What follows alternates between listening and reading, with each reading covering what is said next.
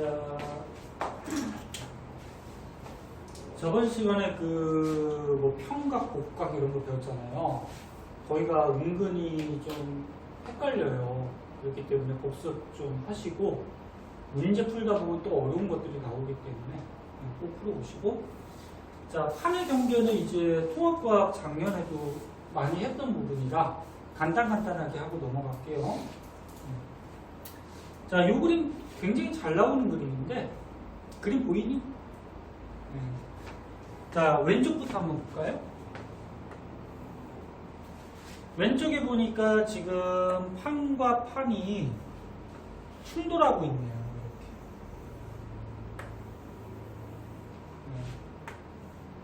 판과 판이 충돌하는데 하나가 들어간 애겠지. 근데 지금 바다 밑에 있으니까 얘도 해양판으로 봐야 될 것 같고 얘도 해양판으로 봐야 될 것 같은데 같은 해양판끼리도 밀도가 좀 다를 수가 있다 그랬어요. 그럼 오른쪽에 있는 해양판이 밀도가 좀 더 크다라는 얘기죠. 그러니까 들어갔겠지. 들어가는 판을 뭐라 그래? 들어가는 곳을 섭입대. 그때 요거 판과 판이 부딪히는 요 경계에 뭐가 생기죠? 해구, 기억나요? 해구? 그리고 판이 들어가다 보면은 이렇게 충돌하는 부분이 생겨서 지진들이 생기는데 낮은 곳은 무슨 지진? 천발. 깊은 곳은 신발. 지진들이 발생하고 마그마가 터져나와서 화산섬이 되는데 화산섬이 판의 경계를 따라서 이렇게 이어지면 뭐라 그래요? 호상열도. 그래서 이렇게 판과 판이 충돌하는 경계가 대표적으로 수렴행 경계. 기억나죠? 더 자세하게 안 해도 되겠지? 그 다음에 여기 가운데쯤 한번 볼까요? 이거 방해되면 선생님 일로 치울게. 괜찮아? 괜찮아? 자, 이 가운데쯤에 보니까 여기 판과 판이 벌어지는 곳이 있네요. 여기 보니까 이렇게. 벌어질 때는 밑에 있는 맨틀이 상승해야 돼, 하강해야 돼? 상승해서 벌어지는 거지? 아까 부딪힐 때는 하강해야 되고, 그치? 자, 벌어지는 요 경계 부분에 나타나는 대표적인 지형, 뭐 있어요? 해령, 그치? 네, 해령이 있어, 해령. 경계. 그리고 해령 같은 경우에는 지하에 있던 맨틀이 상승하기 때문에 화산이 잘 터지죠? 그리고 위에 부분의 땅만 벌어지면서 지진이 발생하니까 천발 지진. 깊은 곳은 영향이 없죠? 천발 지진. 그런 것도 기억해 보고. 그 다음 또 여기 옆에 보니까 자세하게 보면은 여기에 또 해령이 있대요. 이렇게. 그러니까 여기에 해령이 있고 여기에 해령이 있어요. 그러면 해령을 중심으로 판과 판이 멀어지니까 이렇게 멀어지니까 요 사이에서는 위에 판은 왼쪽, 아래 판은 오른쪽 가니까 어긋나 버리죠.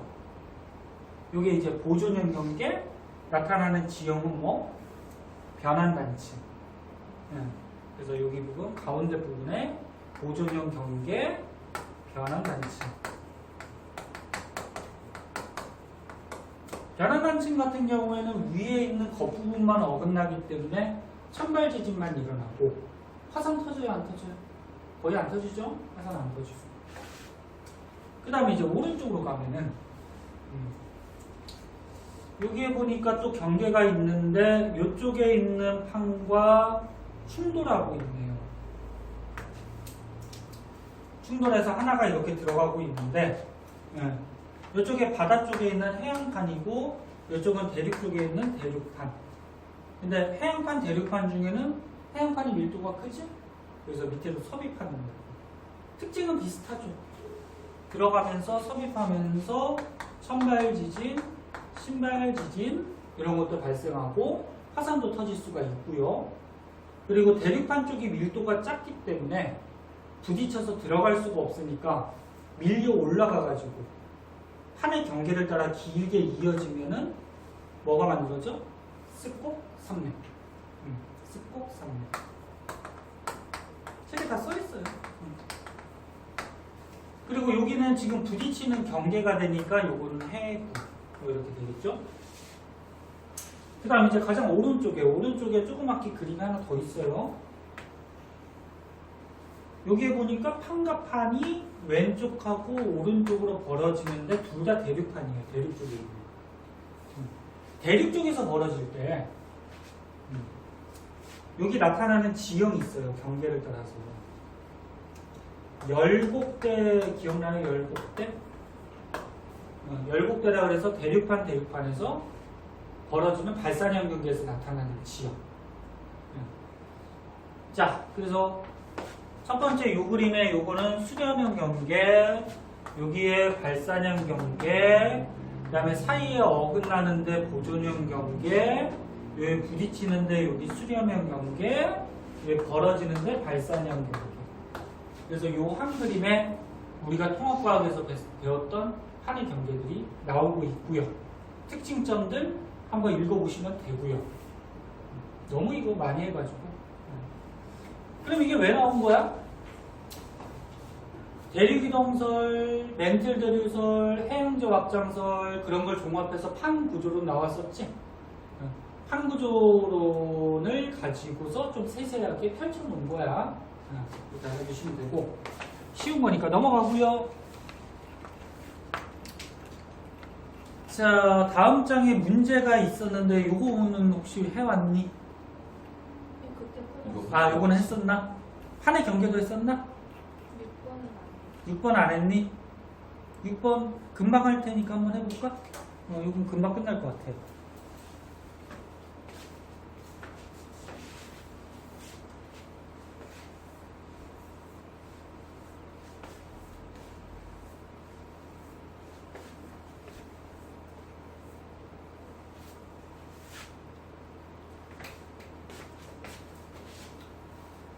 이 27쪽에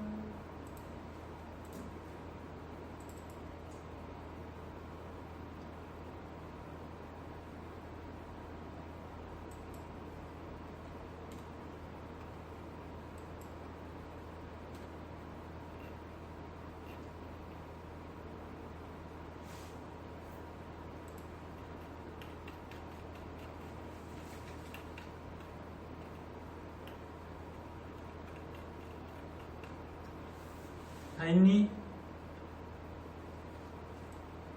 여기 답 띄워놨으니까 채점 먼저 해보고 혹시 틀린 거 있으면 얘기하고요.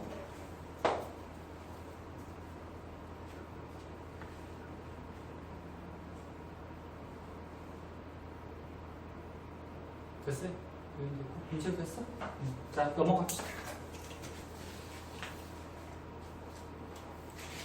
자, 오늘 배울 거는요, 뒤에 보면은 계속 이어지는 건데, 대륙 분포의 변화 그래갖고, 지질시대에 대륙들이 어떻게 붙었다 떨어졌다, 이런 것들에 대해서 설명하고 있는 건데, 요거는 그렇게 중요하진 않아요. 그냥 대륙이 이동한 모습을 역사적으로 그냥 표현해 놓고, 이름들 지어 놓고 그런 건데, 한번 읽어보시면 돼요.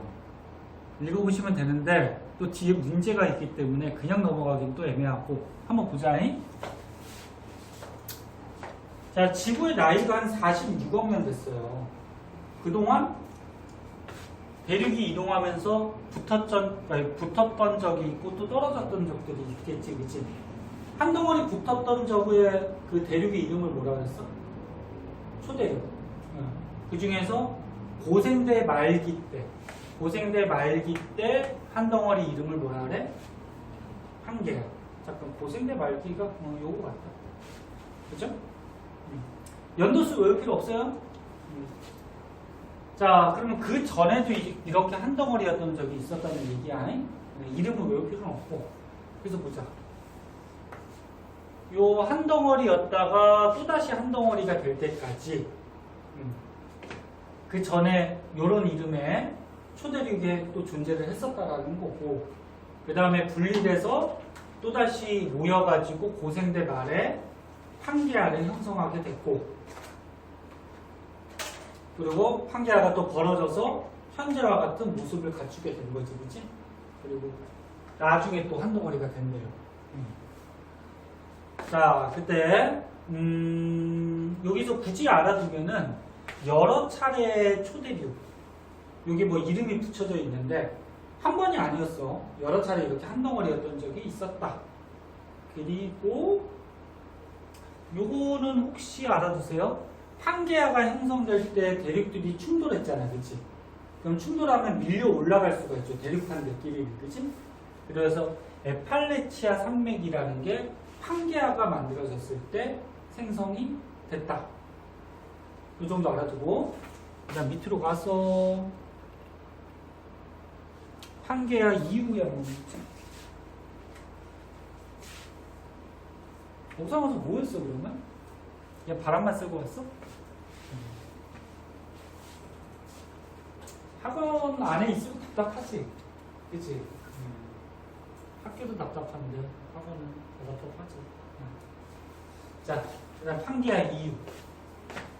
판게아 이후에 이제 갈라지기 시작하면서 좀 알아둬야 될 거는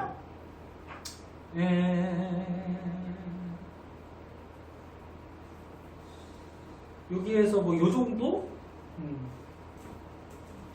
아프리카 대륙하고 남아메리카 대륙이 있어요. 현재 아프리카 대륙 오른쪽에 남아메리카 대륙 왼쪽으로 해서 사이에 바다가 있죠. 대서양, 그지? 대서양이 확장되고, 요거 순서도 좀 알아두면 좋긴 한데 이것까지 뭐 외우기는 힘들어요.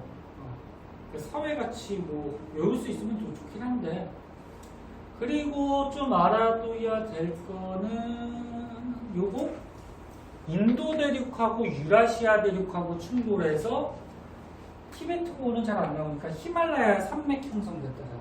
히말라야 산맥 어디 있는지 알지? 모르면 그려주고. 알고 있니? 응. 그리고 현재도 어떻게 하냐면은 계속 충돌하고 있어요. 그래서 히말라야 산맥의 높이가 어떻게 돼? 계속 높아지고 있어요. 뭐 요 정도? 여기는 선생님 특별하게 설명할 게 없어요. 그리고 이제 앞으로 미래에는 또 어떻게 되느냐? 미래에도 어떻게 되겠어요? 이제 또 부딪혔다가 한 덩어리가 또 되는 적이 있겠지. 그리고 또 갈라질 거 아니야. 그래서 여기에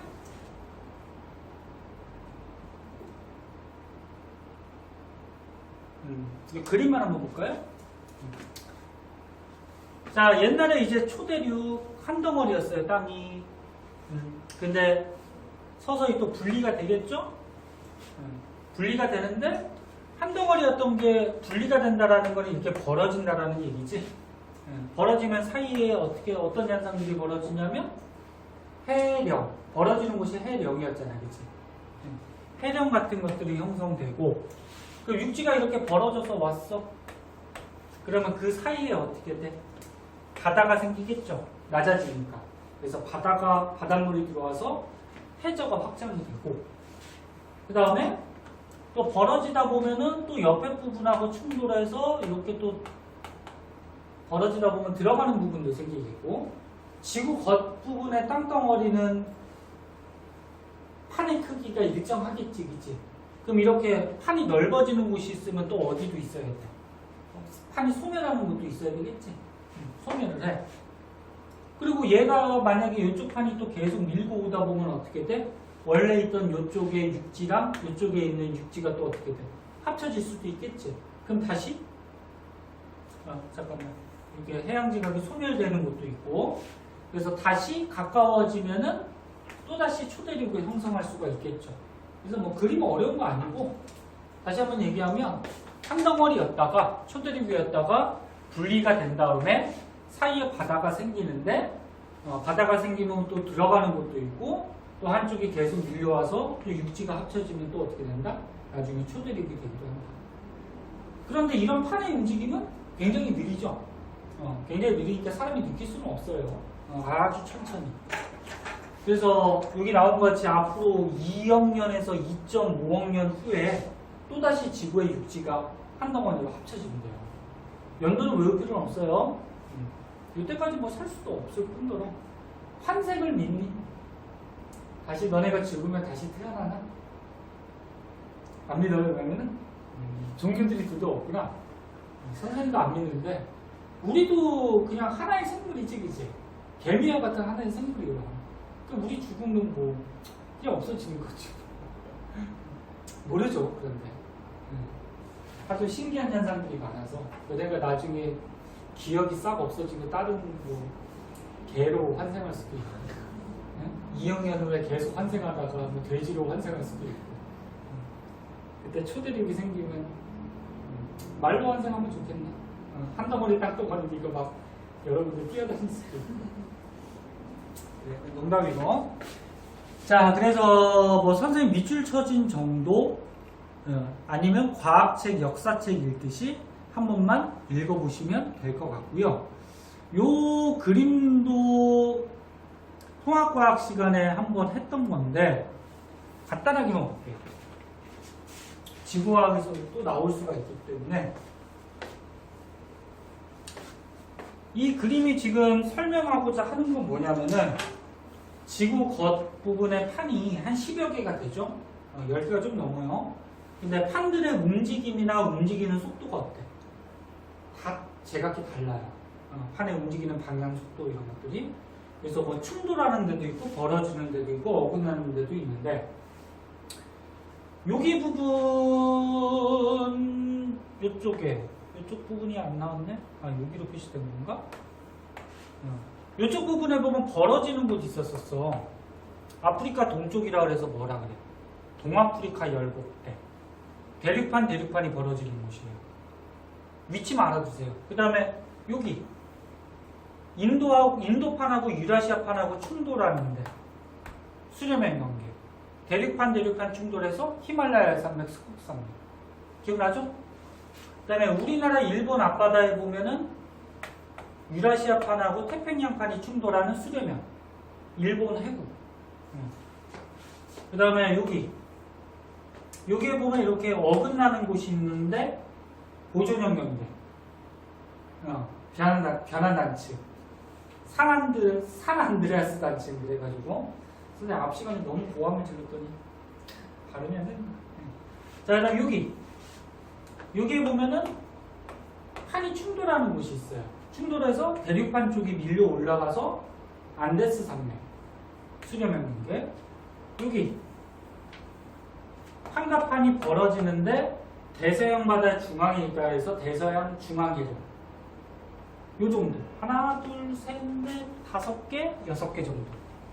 위치하고 무슨 영경계, 특징 이런 것들 한번 기억해보고. 자, 그 다음에 또 문제인 것 같아요. 2문제네? 금방 하겠다. 요거는 풀고 가자. 자, 2문제 한번 풀어보세요.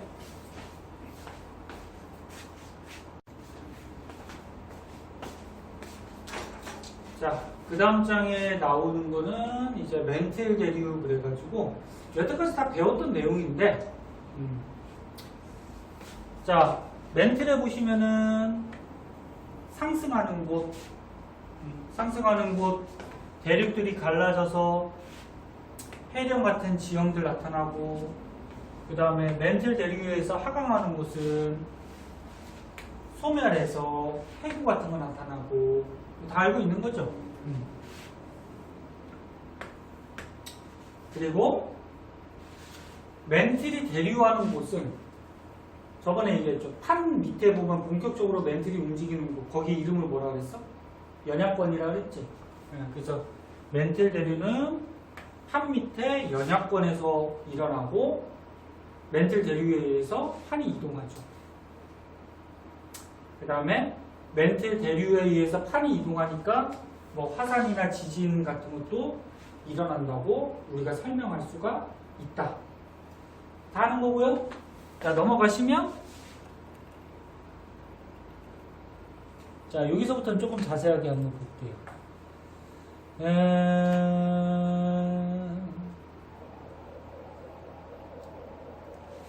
요 그림 한번 볼까요?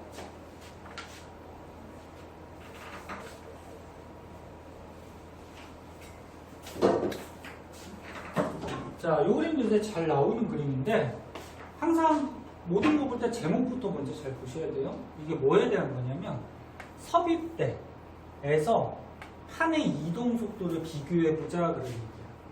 섭입대가 한 개가 들어가는 거지. 근데 지금 여기 보니까 여기가 판이 들어가고 있어요. 충돌해서. 그 다음에 여기도 판이 이렇게 들어가고 있어요. 충돌해서. 근데 왼쪽하고 오른쪽에 이제 차이점을 보고서 어디가 판의 이동 속도가 더 빠른지를 생각해 보자 그래요. 요 섭입대 오른쪽에 보니까 여기 발산형 경계가 있네. 그치? 발산형 경계고 여기는 섭입대 왼쪽에 보니까 또 발산형 경계가 있네. 이런 식으로. 그러면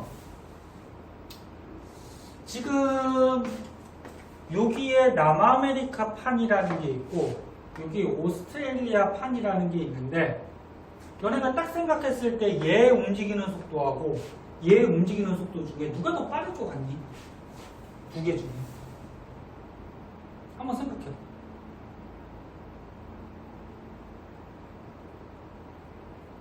응? 밑에 거 보지 말고 한번 생각해봐.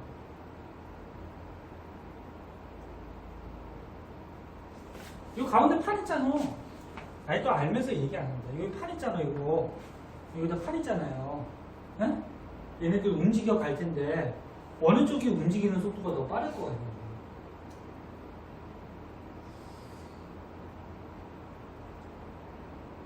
시간 관계상 얘가 더 빨라요. 생각해봐. 얘 지금 하고 얘하고 차이점은 요게 해령에서 요 판을 밀지. 그럼 얘는 요게 해령을 중심으로 해서 이 판을 왼쪽으로 미는 힘이 존재해요. 근데 요 판 자체가 지금 들어가는 판이 아니지. 들어가는 판이 아니라서 이쪽으로 밀려나다 보면 여기에서 이제 충돌해서 더 이상 밀려나기가 좀 힘들겠지, 그치? 근데 얘는 어때요? 여기 해령을 중심으로 판을 밀어요.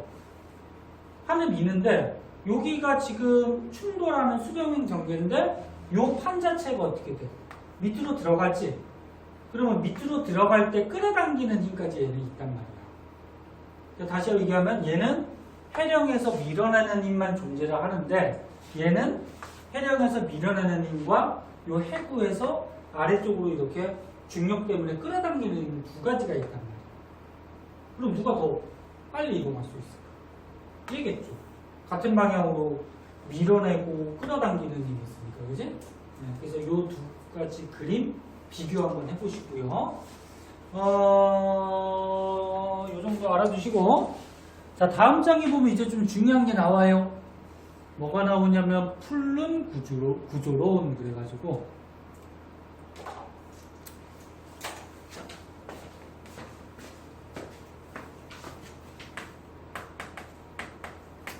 풀룸이라는 말이 문제로 나오는데 풀룸의 뜻이 뭐냐면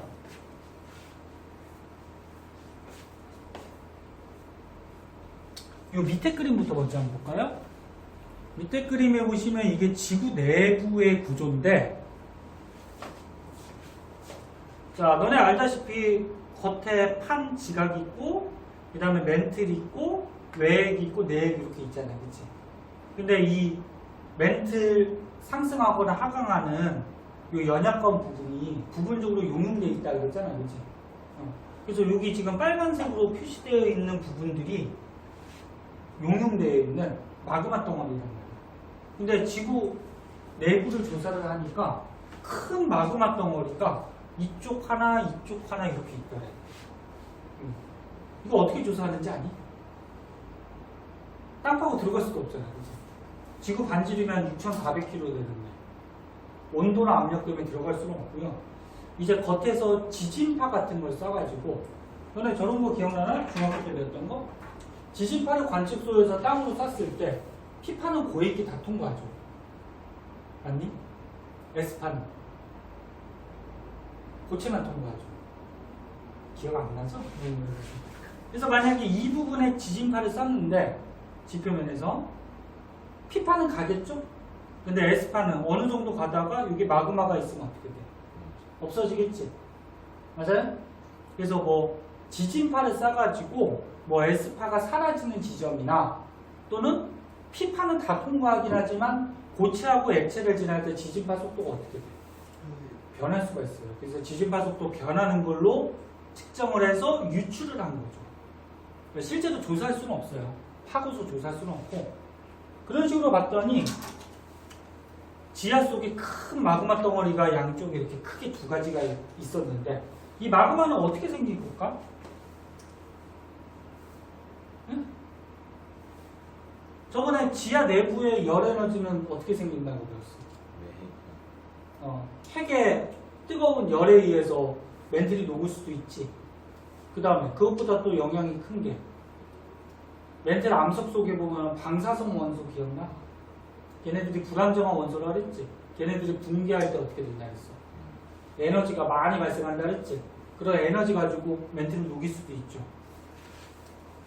그래서 그런 여러 가지 원인에 의해서 생성된 마그마가 크게 두 군데가 있는데 이 부분이 지금 상승하고 있는 부분이고요. 그럼 반대로 또 하강하는 부분도 있겠죠. 이렇게 또 하강하는 부분도 존재를 해요. 이런 식으로. 근데 지하에 있던 게 상승할 때는 뜨거운 열 에너지를 가지고 상승하겠지. 그래서 에너지가 상승을 하는데 에너지 양이 어떨까? 많겠죠. 에너지 양이 많고 뜨거우니까 가벼우니까 뜬단 말이야. 그럼 겉에서 하강하는 애들은 겉에 가서 식은 애들이 하강하겠지. 그래서 여기서도 에너지가 하강하긴 하는데 이 상승하는 것보다는 에너지 양이 어떨까? 작겠죠. 그럼 플룸이라는 건 뭐냐면은 지구 내부에서 위에도 써 있어요. 좀 더 밑줄 쳐줄게요. 지구 내부에서 뭐 상승하거나 하강하는 이런 거대한 에너지의 흐름이 있어요. 요 에너지의 흐름, 에너지 덩어리 이런 거를 플룸이라고 해요. 그럼 플룸 구조로는 뭐냐면 이런 상승 하강의 플룸들을 지구 안에다가 구조로 말 그대로 표시해 놓은 거야. 네? 그럼 이제 다시 위로 가서 자 위로 가서 얘네 내용보다 문제가 중요한데 문제들을 안 풀어봐가지고 자 플룸 하강하거나 또는 상승하는 뭐? 물질과 에너지의 흐름. 아까 밑에서 본 것 같이. 그러니까 에너지만 가는 게 아니고 지하에 있던 물질이 상승하고 겉에 있던 게 또 하강하기도 하겠죠? 그래서 물질과 에너지의 흐름. 그 중에서 플룸은 크게 두 가지로 나눠요. 차가운 플룸, 뜨거운 플룸. 이름만 딱 보면 알겠지. 차가운 플룸.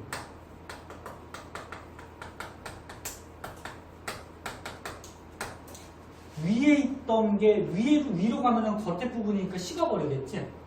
그래서 차가워질 거란 말이야. 그래서 위에서 아래로, 그러니까 멘틀 속으로 들어가는 물질이나 에너지의 흐름. 맞아요? 그래서 여기 있는 것 같이 무슨 경계에서 여기다 다시 한번 써보자. 수렴형 경계에서 섭입된 판. 들어가는 판 있죠? 들어가는 판은 이제 겉에서 식어가지고 차가운 형태, 에너지가 적은 형태가 들어가게 될 거 아니야. 이런 거. 이게 섭입대라고 그러죠. 그치? 그러면 섭입대 들어오면서 여기 부분에 어떤 차가운 물질 같은 것들이 모여 있는데 이거를 이제 차가운 플룸이라고 한다고. 그래서 여기 있는 것 같이 차가운 하강물. 그럼 뜨거운 플룸은 뭐겠어?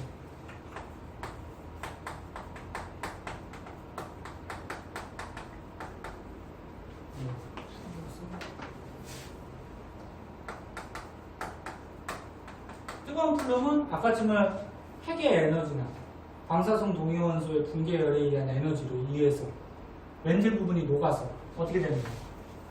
여기 핵이라 그러면 핵 경계 부분은 당연히 뜨겁겠지.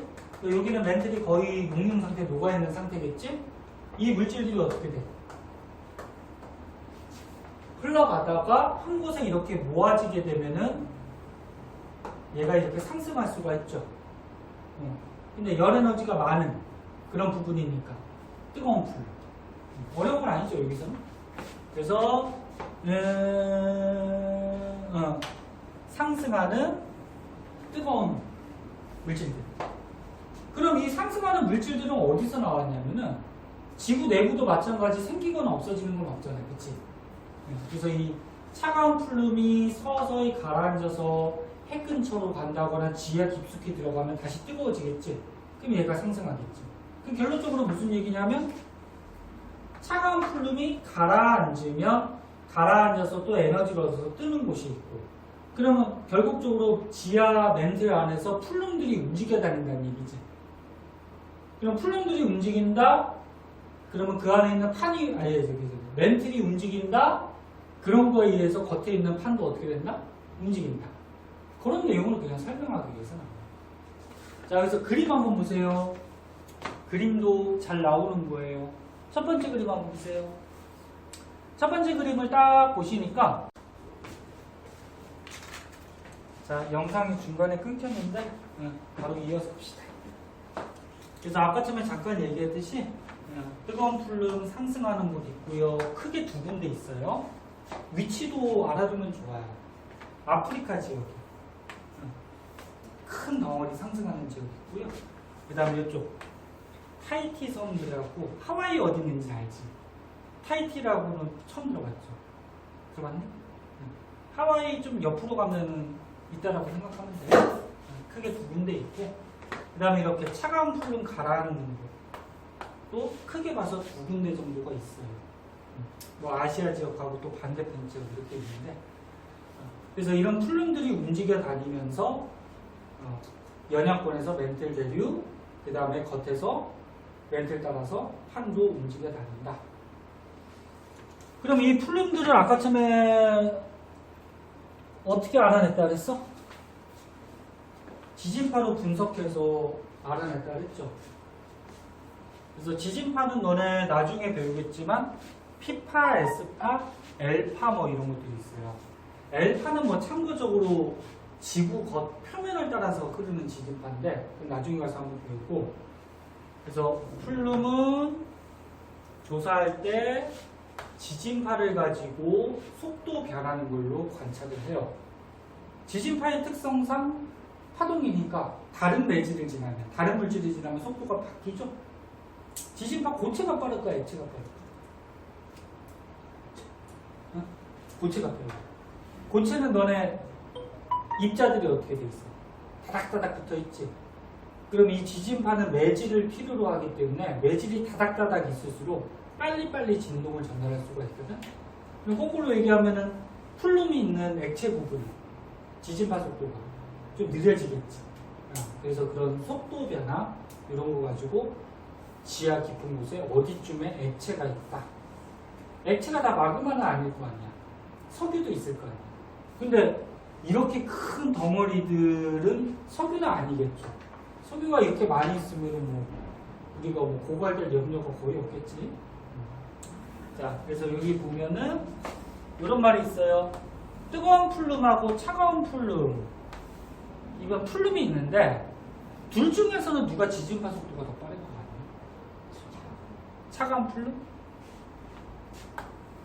맞아요. 왜? 온도가 낮으면 어떻게 돼? 입자들이 더 떨어지니 더 가까이 모이고, 운동성이 느려지니까 더 다닥다닥 붙지. 그러면 지진파가 전달할 수 있는 매질이 더 다닥다닥 많아지잖아. 그래서 속도가 빨라요. 그래서 플룸을 먼저 조사하고 얘가 뜨거운 플룸인지 차가운 플룸인지를 또 알아볼 때는 차가운 플룸이 지진파의 속도가 좀 더 빠르다. 그리고 깊이를 보면은 대충 알 수가 있겠죠. 좀 판 근처에 있으면, 낮은 곳에 있으면 차가운 플룸이 있지. 그러니까 깊은 곳은 뜨거운 플룸이. 자, 다음 적으로 한번 갑시다. 아까 하와이 섬 근처에 타히티 섬이라 그래서 거기에서 큰 풀룸이 상승했었지. 기억나니? 아까 방금 봤던 거? 그래서 그 주변에 하와이 섬에 열점이라는 곳이 있는데, 자, 여기다 보자. 열점. 열점은 간단히 얘기해서 열이 나오는 한 곳이라고 생각합니다. 그래서 여기에 바다가 있어요. 하와이 섬에 무슨 바다에 있어요? 태평양에 있죠. 하와이 가봤니? 둘 다 못 가봤나? 선생님도 못 가봤나? 해외는 가봤니? 어디 가봤어? 베트남. 베트남 가고? 동남아시아 쪽 가고? 도현이? 저도 대구? 선생님은 한 번도 못 가봤어요. 해외를. 이 나이 먹도록. 사는데 바빠가지고. 저번에 한번 얘기 안 했니? 얘기 안 했나? 신혼여행도 제주도로 가지고. 그때 선생님 결혼할 당시에 전 세계적으로 신종플루가 생겨가지고, 아니 신종플루가 니네 초등학교 정도 됐어. 아닌가? 초등학교 전인가? 전 세계적으로 막 신종플루 유행해가지고 해외 가면 위험하다 그래가지고 신혼여행도 제주도 가고. 해외를 한 번도 못 가봤네. 자, 태평양 바다에 하와이 섬이 있잖아요, 그치? 그리고 여기 땅이 있어요, 이렇게 밑에. 해양 지각이 있겠죠? 해양판이 있어요. 열점이라는 거는 판의 경계는 아니야. 경계가 아니에요. 오해하시면 안 돼요. 뭐 지하에 있던 뭐 뜨거운 물질이 솟아 나오니까 판의 경계 중에 발산형 경계, 해력 이렇게 생각하면 안 돼. 그냥 지하에 있던 물질들이 터져 나오는 한 지점이라고 보시면 돼요. 그래서 지하에 해안판 밑에 거대한 마그마 덩어리가 있어요. 이 마그마 덩어리 아까 처음에 옆에 지역에서 뜨거운 풀룸 하와이 섬 옆에 상승하는 데 있었지? 거기에서 갈라져 나와서 크게 마그마 덩어리가 좀 존재하는데 이거보다 크진 않지만 옆에. 근데 얘가 약한 부분을 뚫고서 터져 나와요. 터져 나오면 바닷물이 차갑잖아. 차가우니까 터져 나오면서 자꾸 어떻게 될까? 식어버리겠지. 그래서 이게 높아져서 뭐가 만들어져? 화산 섬이 되죠. 이렇게 만들어진 게 하와이인데, 근데 이 지하에 고정되어 있는 고정을 꼭 알아둬야 돼요. 고정된 거대한 마그마 덩어리가 있는데 이거를 이제 열점이라고 하고, 왜 고정을 꼭 알아둬야 되냐면은 우리 요 위에 있는 땅덩어리 판은 움직여가지고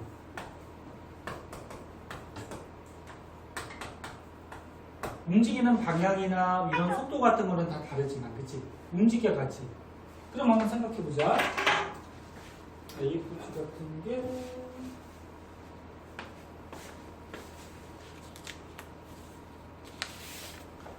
자, 이게 태평양 판이라고 하자. 태평양 판이에요. 요 밑에 거대한 마그마 덩어리가 있어요. 얘가 이렇게 약한 부분 뚫고 솟아 나왔어. 이런 화산섬 되죠? 근데 이 태평양 판은 가만히 있지 않고 어떻게 해요? 이 태평양 판이 움직이지? 그래서 이렇게 화산 터져서 화산이 만들어졌어. 그러니까 이 해안판 위에 화산이 생긴 거야. 근데 판이 만약에 이쪽으로 가, 이렇게 서서히, 그럼 화산섬도 같이 가겠지? 그런데 이 밑에 거대한 마그마 덩어리가 계속 있단 말이야. 고정되어 있단 말이야. 그럼 또 나중에 또 터져 나올 수가 있지. 그리고 또 판이 또 이동해. 그럼 아주 옛날에 만들어졌던 화산은 이쪽에 있을 거고, 그 다음에 만들어진 화산은 여기 있을 거고, 또 여기에 열점이 고정되어 있기 때문에 또 터져 나올 수가 있지. 그러니까 어떻게 되냐면 이 열점 위에는 화산섬들이 막 이어져 있어요. 이어졌다기보다 여러 개가 있어요. 그러면 대충 원리 알겠니? 그러면 이걸 옆으로 그려서 여기가 태평양 바다의 태평양 판이라고 하자.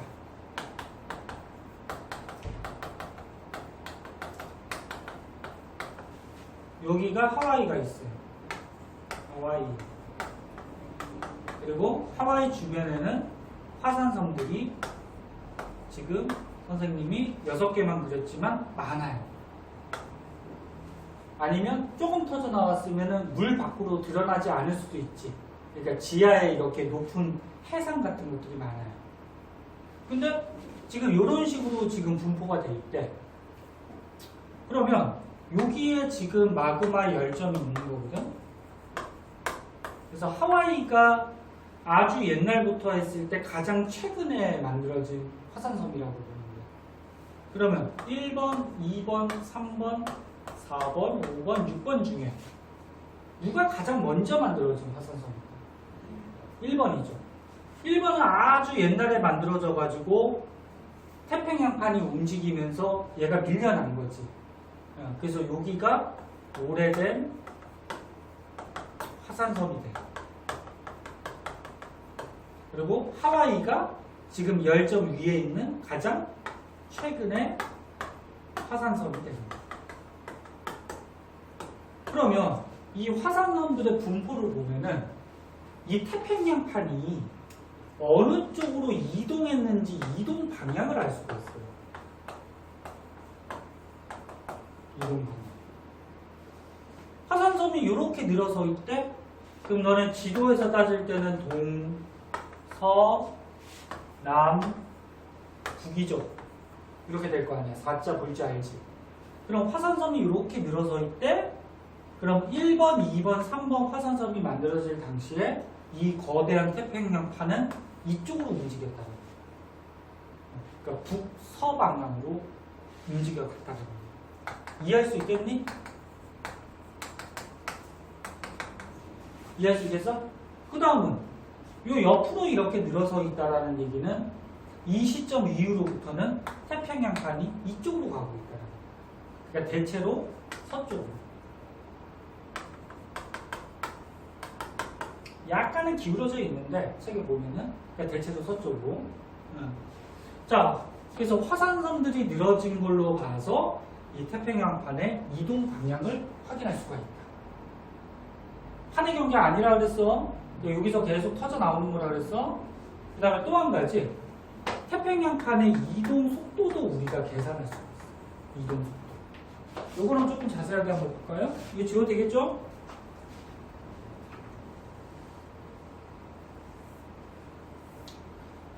니네 뭐 물리나 아니면 중학교 때 배웠다시피 수학에도 나오고 속도 어떻게 구하지? 속력? 속도? 어떻게 구해? 거속시 알잖아. 그래서 속도 시간분의 거리지? 시간분의 거리. 그러면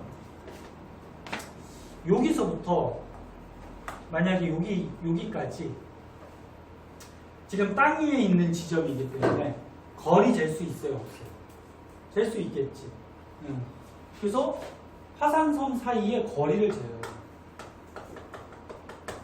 화산섬 사이의 거리를 우리가 측정하고 시간은 어떻게 재냐면 저번에 한번 얘기했나 모르겠는데 간단하게 뒤에서 좀 자세하게 나와요. 이 화산섬 안에 암석이 있을 거 아니야. 암석에 보면은 방사성 동위원소라고 있어. 방사성 원소가 안정한 거야, 불안정한 거야? 불안정한 거라 그랬지. 그래서 그 화산섬에 암석을 캐가지고 암석 속에 방사성 동위원소, 방사성 원소의 양을 측정하는 거예요.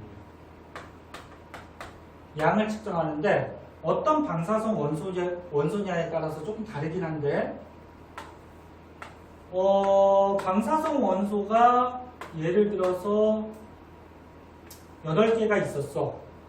불안정한 원소가. 근데 불안정한 원소는 시간이 지나면 지가 자꾸 어떻게 할까?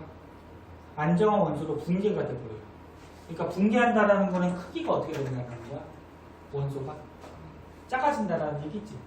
그러니까 불안정한 원소가 있어, 암석 속에. 지금 선생님 크게 얘기했지만 원소도 되게 작은 거야. 눈에 안 보일 정도로. 그럼 양은 엄청나게 많겠지. 방사성 원소가 있을 때 불안정해. 그러면 얘가 안정한 쪽으로 붕괴해버려. 붕괴해버린다는 거는 크기가 작아지고 원소가 바뀌어버린다는 얘기야. 그럼 원래 있던 방사성 원소에서 8개가 있었는데 이 중에서 절반이면 몇 개니? 4개죠? 절반 4개가 붕괴해가지고 다른 걸로 바뀌는 시기를 반감기라고 해요. 반감기. 반으로 감소하는 기간이에요. 방사성 원소가. 근데 원소들에 따라서 이 반으로 줄어드는, 그러니까 다른 걸로 바뀌는 시기가 다 달라요. 그러니까 이 암석 속에 예를 들어서 뭐 우라늄이 있어. 우라늄이 불안정한데 우라늄의 반감기는 예를 들어서 1억 년이래. 그럼 1억 년마다 어떻게 된다는 거예요? 이 중에 절반가량은 안정한 원소로 다른 걸로 붕괴한다는 얘기예요. 그러면 암석 속에 남아있는 방사성 원소를 우리가 측정을 하면은 만약에 원소가 8개가 있었어, 우라늄이. 그 중에서 다 안정한 원소로 변해버리고 현재 2개밖에 안 남았대, 방사성 원소가. 근데 이 원소의 반감기가 1억 년이래. 그러면 지금 현재 발견되는 이 암석은 지금으로부터 몇억 년 된 돌일까? 2억 년 된 돌이지. 그러니까 맨 처음에 암석이 만들어졌어. 방사성 원소들이 있어. 근데 1억 년 지나면 이 중에 절반이 어떻게 돼? 바뀌지. 그럼 방사성 원소 4개밖에 안 남지. 그치? 그 다음에 또 1억 년이 지나면 어떻게 돼? 이 남은 거 4개 중에 또 절반, 2개가 바뀐다. 그래서 현재 남아있는 방사성 원소의 양을 쟀더니 반감기, 이 원소의 반감기하고 이렇게 고려를 했더니 지금으로부터 2억 년 전에 만들어진 암석이구나. 이렇게 암석의 나이를 재요. 암석의 나이. 대충 알아둬요. 뒤에서 또 나와요. 그래서 시간은 이 화산성 암석이 언제 생겼느냐? 암석 속에 남아있는 방사성 원소의 반감기, 반으로 줄어드는 이 기간을 이용해서 구할 수가 있다. 그럼 예를 들어서 이 1번 섬의 나이를 이런 방식으로 측정했더니 지금으로부터 2억 년 된 암석들로 돼 있대. 그 2억 년 전에 생긴 거지? 그 다음에 2번 섬의 암석들을 조사했더니 1억 5천만 년 전에 생겼던 암석들로 구성이 돼 있대. 그러면 이 섬 생기고 요 섬 생기고 사이의 시간이 얼마? 0.5억 년 되겠지? 5천만 년 될 거 아니야? 그러면 여기서부터 여기까지 판이 이동하는 동안 시간은 5천만 년이 걸리겠지? 그리고 지금 여기 사이의 거리를 잴 수가 있겠지? 그러면 성과 성 사이에 시간 쟀고 그 다음에 거리 쟀으니까 이 태평양판이 움직이는 뭘 할 수가 있겠어? 속도를 계산할 수가 있다는 거죠. 무슨 말인지 이해하겠니? 근데 이 판의 이동 속도는 옛날부터 지금까지 똑같았을까? 다르겠죠. 그래서 이런 방식으로 다 재는 방법들이 있어요. 자, 그래서 책을 이제 좀 자세하게 한번 볼게요. 이거 되겠어요?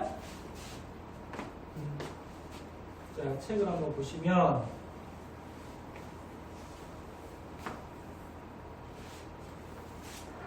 자, 열점 뜨거운 풀름이 상승하는 지역, 그치? 거기에 마그마가 한 곳에 고정되어 있는 곳인데 마그마가 움직이는 게 아니야. 네, 다른 곳은 움직일 수 있지만 여기 열점이 움직이는 게 아니야. 고정되어 있어야지 터져 나오고 또 판이 이동하면 또 터져 나오고 해서 화산산들이 이어질 거 아니야.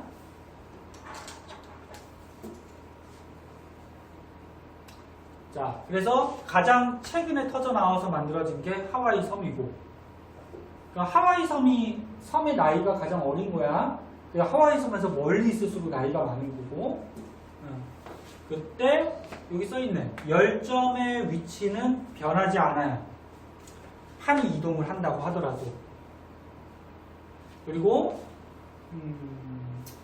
화산섬이나 만약에 겉으로 드러나지 않아서 바닷속에 있는 해상들, 얘네들은 판의 이동 방향으로 아까 같이 배열이 되지. 그래서 태평양 판은 잘 나오기 때문에 옛날에 이쪽 방향으로 이동했다가 지금 이쪽으로 이동하고 있어요. 여기에 하와이가 있는 거고, 그리고 열점에서 멀어질수록, 지금 열점이 어디 있다고? 하와이 밑에 열점이 있는 거지? 열점에서 멀어질수록 화산섬이나 해산의 나이가 어떤 거야? 많아지고 있는 거야. 그리고 이런 방식으로 화산섬들을 조사했더니 하와이 열도같이 움직이는 화산섬들이 한 수십여 개가 있더래요. 그러면 지하 밑에 크고 작은 열점들이 수십 개가 있다라는 거지.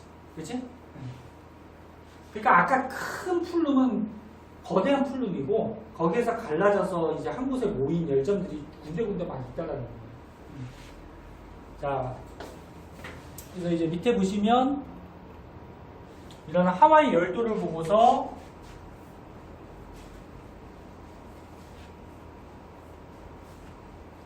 태평양 판의 이동 속도, 그럼 다른 곳에 또 열점이 있으면 다른 판의 이동 속도, 이런 것도 알 수가 있겠죠? 방향도 알 수가 있고, 열점으로 알 수 있는 사실, 판의 이동 방향, 그 다음에 판의 이동 속도. 어떻게 알아낼 수 있는지는 선생님이 아까쯤에 다 설명을 했어요. 이걸로 한번 봐두도록 하시고, 그래서 지금 하와이 열도가 이 그림 보이나 모르겠는데 이런 식으로 지금 배열이 되어 있거든. 옛날에 이쪽으로 갔다가 태평양판이 이쪽으로 가다가 다 똑같은 얘기야. 선생님 했던 거. 자, 그 다음에 밑에 보시면 여태까지 배웠던 거 이제 정리하는 거예요. 정리하는 거 한번 보시면 판 구조론 배웠고요. 오늘 풀룸 구조론 배웠어요. 그때 판을 움직이게 하는 힘. 중학교 때까지 통합과까지는 멘틀 대류 배웠죠. 판을 움직이게 하는 건 멘틀 대류 때문에 그렇지. 그러면 더 깊이 들어가면 멘틀을 움직이게 하는 거는 지하에 있던 풀룸이 움직여 다니면서 상승하고 하강하고 걔가 주축이 돼서 세부 멘틀 같은 것들이 움직일 수가 있겠지, 그치? 그래서 풀룸 운동에 따라서 상부 멘틀이 또 대류할 수가 있고, 요거 꼭 알아둬야 되는데, 해령에는 판과 판이 벌어지면서 판이 생성되죠? 해구에서는 판과 판이 부딪혀서 소멸하죠? 그래서 지구 껍데기 있잖아. 껍데기에서 판이 생성되거나 또는 소멸하는 것을 설명할 때는 판 구조론으로 설명이 가능하지. 판 구조론의 의미가 판과 판이 움직인다. 그런 거 지금 이론이잖아, 그치? 근데 판 구조론으로 지하에서 어떤 것들이 움직이고 이런 것들은 설명할 수가 없죠. 그래서 판 구조론으로는 이런 판의 생성이나 소멸 이런 것들을 설명할 수가 있고요. 그 다음에 판이 섭입된 이유, 지하로 들어간 이유, 내부에서의 변화는 뭐 가지고 설명을 해준다? 풀룸 구조론으로 설명을 해줘야지 원리가 이해가 된다. 그런 얘기예요. 그리고 판이 섭입하기 전까지는 위에서 움직이죠. 벌어지고 여기 부딪히는 데서 섭입하잖아. 위에서 움직이니까 수평으로 움직이는 거지. 그래서 수평 운동이라고 얘기하고, 섭입되면서 풀룸이 가라앉고 뜨는 거는 수직 운동이지. 수직 운동이라고 설명을 해야 되고, 그 다음에 풀룸 구조론에 따르면 거대한 풀룸들이 땅속에 존재하기 때문에 지구 겉표면에 거대한 화산들이 터져 나온다는 것은 이 플룸에서 삐지고 나와서 터져 나온다고 생각하면 돼요. 화산도 이제 좀 약한 화산이 있고 거대한 화산들이 있잖아요. 그치? 그 중에서 거대한 화산은 플룸 근처에서 터져 나온다. 이렇게 생각을 해주시면 될 거예요. 그래서 판 구조론, 겉에 부분을 설명한 판 구조론으로 설명하기 어려웠던 것들을 플룸 구조론이 나오면서 열점까지도 설명이 가능하더라고요. 열점은 판 구조론은 설명이 불가능해요. 뭐냐면 화산이 일단 터져서 화산섬이 됐으니까 발산형 경계. 그러면 하와이가 만들어졌어, 그치? 그 하와이가 이렇게 만들어졌으면 하와이가 계속 화산이 수시로 분출이 되면서 이 하와이 섬은 이동하면 돼야 안 돼. 발산형 경계에서 화산이 생기는 거잖아요, 그치? 그 경계를 중심으로 벌어지니까 이 하와이 화산섬은 그 자리에 있어야 되겠지, 그 경계에, 그치? 무슨 말인지 이해하니? 근데 하와이 섬은 나중에 움직이겠죠? 근데 그 주위에 있는 섬들이 어떻게 돼? 움직여 간단 말이야, 그치? 하와이 섬도 이제 나중에 움직여 갈 거고, 그거는 판의 경계로 설명할 수 있을까 없을까? 없겠죠. 그리고 만약에 화산섬이 생길 때는 발산형 경계, 판의 경계가 있으면 해령 주위로 이렇게 수평하게 화산섬이 생겨야 되지. 왜? 이렇게 파고 들어가면 판이 이렇게 파고 들어가면 여기서 뭐 충돌에 의해서 이 판의 경계에서 주변부가 이렇게 화산들이 막 터져 나올 거 아니야, 그치?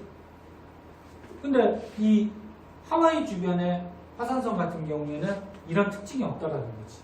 방향이 이쪽으로도 갔다가 이쪽으로도 갔다가, 그리고 방향이 일정한 방향도 없고, 그치? 그런 것들로 봐서 판 구조론 가지고는 하와이 열도를 설명하기가 불가능했었어요. 근데 나중에 플룸 구조론이 나오면서 이 열점까지도 설명이 가능해졌다. 그런 개념. 그리고 이런 플룸들이 터져 나오면서 열 에너지를 끊임없이 겉에 부분으로, 또 여기서 말하는 것은 뜨거운 플룸이겠지? 전달하는 역할도 하고 있다. 이렇게 지금까지 배웠던 거 정리해 주시면 되고요. 자, 뒷장에 이제 문제가 있을 거예요. 자, 문제 5문제네요. 이거 먼저 풀고 해석을 해주도록 할게요.